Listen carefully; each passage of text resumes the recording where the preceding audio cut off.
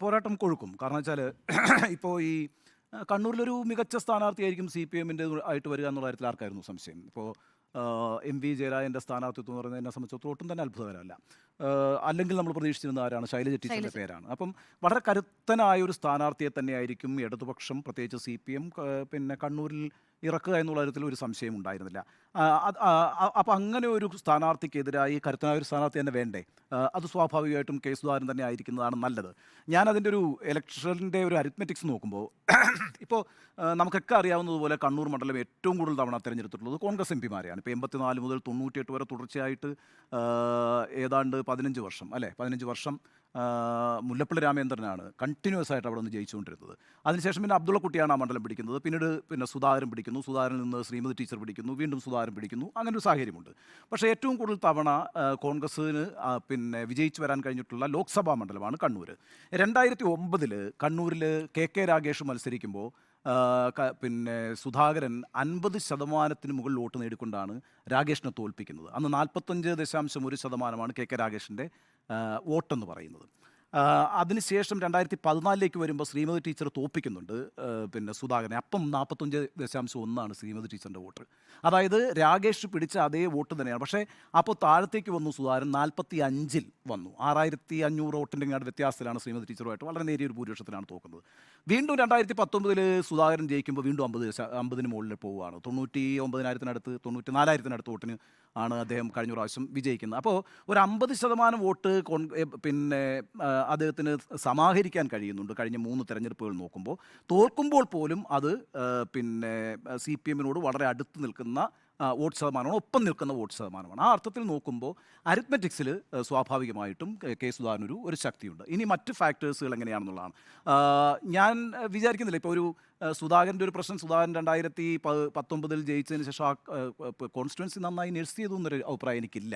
അദ്ദേഹം ഒരു റിട്ടയർമെൻറ്റ് സ്പിരിറ്റിലൊക്കെയാണ് ഉണ്ടായിരുന്നത്. അതൊക്കെ എത്തരത്തിൽ ബുമറാങ് ചെയ്യും എന്നുള്ളത് അറിയില്ല. പിന്നെ മുസ്ലിം വോട്ട് വളരെ പ്രധാനമാണ്. ഇപ്പോൾ നേരത്തെ അരുൺകുമാർ സൂചിപ്പിച്ചതുപോലെ 3 ലക്ഷത്തിലേറെ മുസ്ലിം വോട്ടുള്ള ഒരു സ്ഥലമാണത്. ആ വോട്ട് ബാങ്ക് എങ്ങനെയാണ് പ്രധാനമായിട്ടും അത് സുധാകരനോട് മാത്രമായിരിക്കില്ല. യു ഡി എഫിനോടുള്ള, കോൺഗ്രസിനോടുള്ള ലീഗിൻ്റെ ഒരു സമീപനമെന്ന് പറയുന്നത് സുധാകരനോടുള്ളൊരു വ്യക്തിപരമായ അവേർഷൻ്റെയോ അല്ലെങ്കിൽ വ്യക്തിപരമായ ഏതെങ്കിലും ഒരു ഘടകത്തിൻ്റെ അടിസ്ഥാനത്തിൽ മാറുമെന്ന് ഞാൻ പ്രതീക്ഷിക്കുന്നില്ല. അതുകൊണ്ട് വളരെ ശക്തമായ ഒരു മത്സരം ഇക്കാര്യത്തിൽ നടക്കും പിന്നെ കണ്ണൂരിൽ എന്ന കാര്യത്തിൽ എനിക്കൊരു സംശയമില്ല. പിന്നെ ഈ സാമുദായിക സന്തുലിതത്തിൻ്റെ ഒരു പ്രശ്നം വരുമ്പോൾ എപ്പോഴും നമ്മൾ പറയുന്നൊരു പ്രശ്നം എന്ന് വെച്ചാൽ, ഇപ്പം 2014 തെരഞ്ഞെടുപ്പിൽ ടി സിദ്ദിഖും എം എ ഷാനവാസും മത്സരിച്ചു. 2 സീറ്റുകൾ കോൺഗ്രസ് ഇന്ന് 2014 മത്സരിക്കുന്നുണ്ട്. 2019 ഒരു സവിശേഷ സാഹചര്യമാണ്, ഒരു സീറ്റ് ഷാനിമോൾ ഉസ്മാനുള്ളൂ എന്നുള്ളത്. കോൺഗ്രസിൻ്റെ ഒരു പ്രശ്നം വരുന്നത് എവിടെയാണെന്ന് വെച്ചാൽ, കോൺഗ്രസിന് ഹിന്ദു സമുദായത്തിൽ തന്നെ ഒരു സന്തുലിതാവസ്ഥ ഉണ്ടാണ്. ഇപ്പോൾ സ്വാഭാവികമായും ലീഗിൻ്റെ ഒരു പിന്നെ ലീഗ് വരുന്നത് കൊണ്ട് തന്നെ 2 സീറ്റുകൾ എന്തായാലും ഈ 20 സീറ്റിൽ മുസ്ലിങ്ങൾ മത്സരിക്കുന്നുണ്ട്. അതുകൂടാതെയാണ് 2 സീറ്റ് 2014 കോൺഗ്രസ് കൊടുക്കുന്നത്. അതേസമയം നോക്കൂ, ഇപ്പം ശശി തരൂർ, കെ മുരളീധരൻ, ഒരു നായർ സമവാക്യമുണ്ട്. അതുപോലെ പിന്നെ കെ സുധാകരൻ, അടൂർ പ്രകാശ്, ഈഴവ സമവാക്യമുണ്ട്. ഇപ്പം കൊടിക്കുന്നിലെ പോലെ ഇപ്പോൾ ദളിത് വിഭാഗത്തിനൊരു പ്രാതിനിധ്യം വരുന്നുണ്ട്. ഇപ്പോൾ ടി എൻ പ്രതാപൻ മത്സരിക്കുമ്പോൾ പിന്നോക്ക വിഭാഗക്കാർക്കൊരു പ്രാതിനിധ്യം വരുന്നുണ്ട്.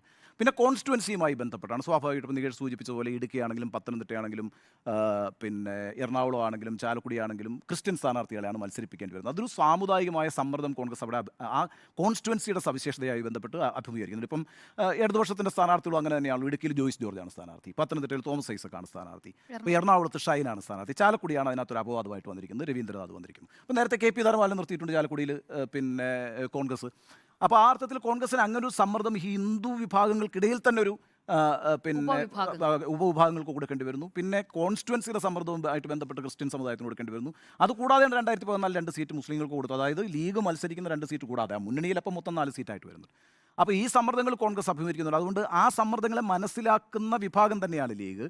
അതുകൊണ്ട് ഈ കോൺഗ്രസിൻ്റെ ലിസ്റ്റിൽ ഒരു മുസ്ലിം സ്ഥാനാർത്ഥി വന്നില്ല എന്നുള്ളത് കൊണ്ട് ലീഗിൻ്റെ സമീപനം കോൺഗ്രസിനോട് മാറുമെന്ന് ഞാൻ പ്രതീക്ഷിക്കുന്നില്ല. അപ്പം ഈ അർത്ഥത്തിലൊക്കെ നല്ല മനസ്സിലാക്കൽ ലീഗിനും ഉണ്ടാകും.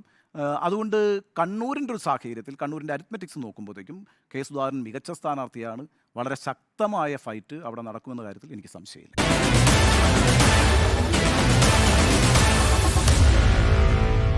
Meet the editors.